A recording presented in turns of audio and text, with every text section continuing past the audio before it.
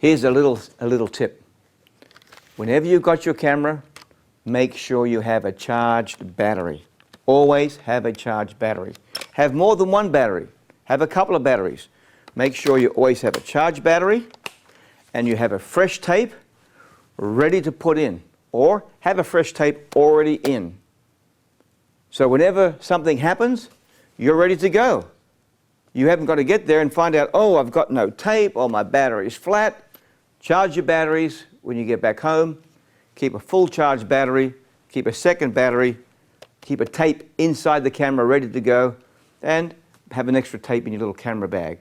And you'll be ready to go. When anything happens, you'll be right there on the spot. I'll show you this little truck accident. I'm just driving down the highway, just in front of me, boom, a truck had a big accident. We shot that, it went to the news, and I got paid handsomely for it. You can do the same thing. Let me show you some of the tips. The main thing when you're doing an accident scene like this, remember, a wide shot, medium shot, crowd shots, close-up shots, just enough shots that a news station can put a voice over. Get some information. Did you see this? Did you see this? And you'll find that you can produce a little news story really simply. Let someone else edit it for you. You just get all the shots first. Okay? Good luck with that.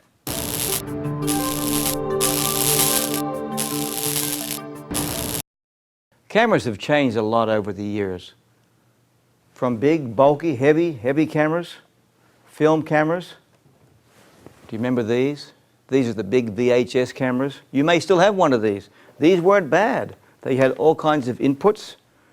I started with a camera like this. Great combat camera. You wind it up and you film. But there's something very interesting I want to show you on the front of this camera. These have 3 lenses. It's called a 3-lens turret camera.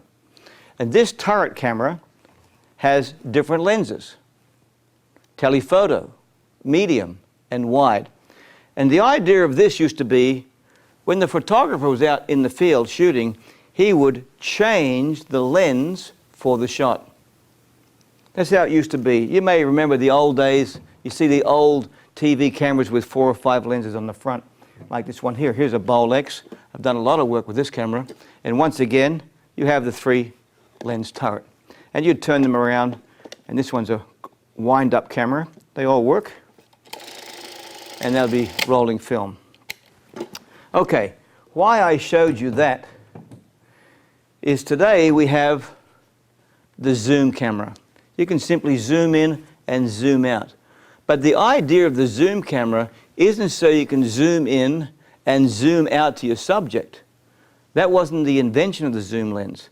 The zoom lens camera was to have multiple lenses. Lens, lens, lens, lens. So you've got a variety of lenses from one extreme wide to the fullest extreme telephoto. Unfortunately, most people just use that zoom lens in to zoom in or zoom out. But your eye doesn't zoom. Your eye cuts. So what I hope that you will do when you film next is try not to use the zoom for a zoom effect, unless it's a special occasion. But try to use the multiple lenses that's in this zoom camera. Also with this camera, we have a thing called top load.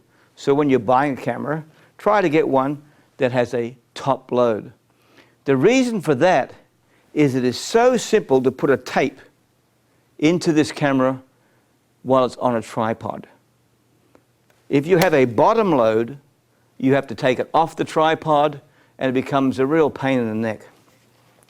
The other thing about this camera is that little red jack there is a microphone in jack. So next time you're buying a camera, try to find one that has a microphone in.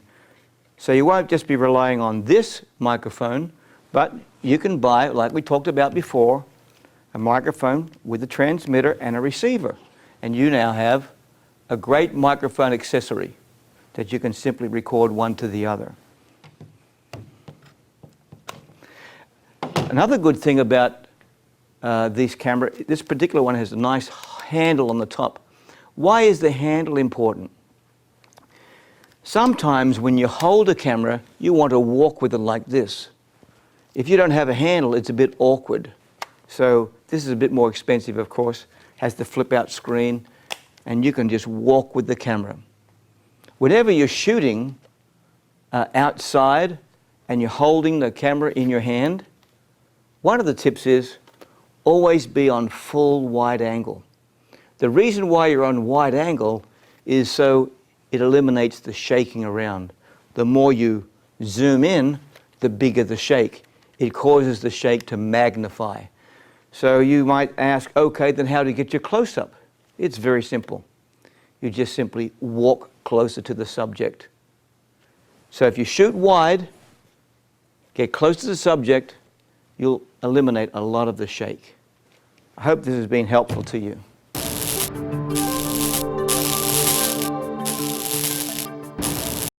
When you pick up your camera, you'll find on the screen there's displays. It tells you the size of the battery, how much you have left, footage, time, and so forth. But you don't want the viewer at home to see that. So turn that display mode off. So you watch when it's turned on. They see all the information that you're seeing. So make sure you turn your display off. Go to your settings under the menu and look for display and simply turn display off. You'll still have display here on the screen, but you won't have it when it goes to your tape. That's something you need to watch for.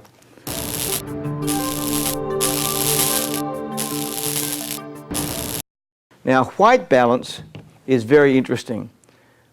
The camera sees, if you hold a white card up, it sees that as white.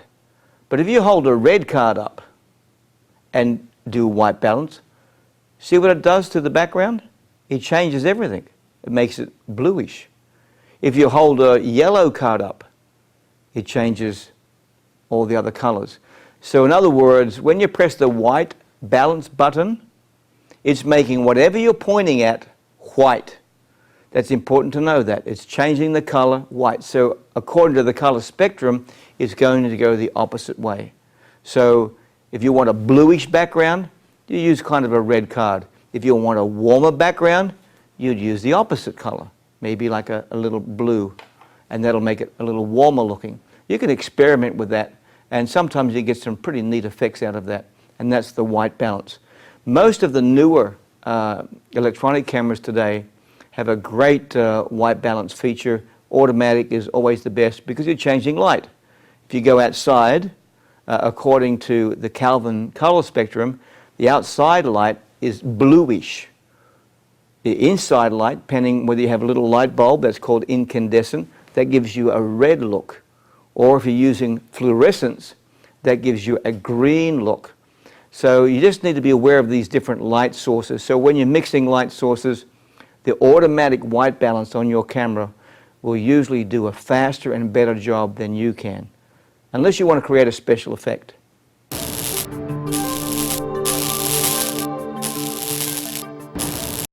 With all these cameras, they have an iris control. Iris control opens up or closes the amount of light that comes into your camera. Now, these newer cameras are pretty good when it comes to automatic. But if you've got a situation like in a shadow, you need to open it up. You want to find a button that might say backlit. For instance, I'll just show you this backlit button. If we push this backlit button in, you see the difference here. See how much brighter that brightened everything up? We take it off. So you want to be careful that you don't overdo that. But when you brighten up a subject with backlit, it brightens the front ground up, the foreground up, and over brightens the background. So you have to be careful using the iris. Just become familiar with the camera, go into some shaded areas, find the iris control, open the volume of light in and out, and just play with that before you start actually using it manually.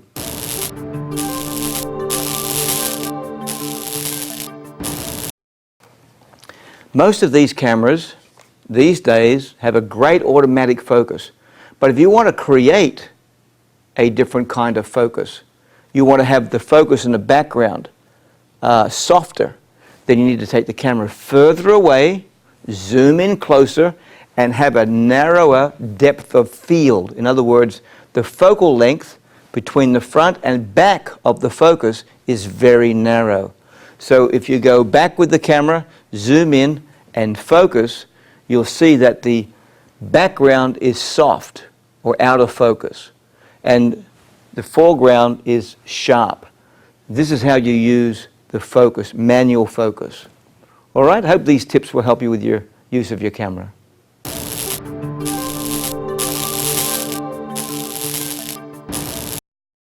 Roll the camera a little bit before you want the actual shot, if you can do that, if you're rehearsing a shot, and let it run a little bit longer. When you're editing, you can always shorten that and cut that out, but you want to make sure you get the whole shot, not half the shot. Many cameras, when you turn the button off, it rolls back, maybe a second, maybe a second and a half. So if you turn the camera on, turn the camera off, turn the camera on, turn the camera off, you might have all gone back 2 or 3 seconds. That's why when you go back to look at your video later, you think, boy, I thought I videoed that, and I must have cut it off too soon. No, it's because your camera rolled back. So give it a bit of pre-roll, that means roll ahead of time, and post-roll, so it'll roll after time. You can always cut that out. Another big mistake a lot of videographers make is they like to narrate while they're filming, while they're videoing. Don't do that. You can always add voiceover later on, either through your PC or through an editing system that you have. You can always add the voice later. But if you want to cut something in the middle of that video, you cut your audio, and it's hard to match audio.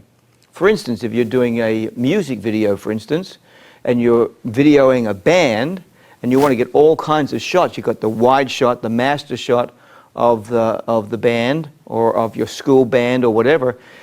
When you record the whole song. Don't button off. If you only got one camera, and you got to run from here to there, just keep rolling. And you'll get some other shots later on called coverage.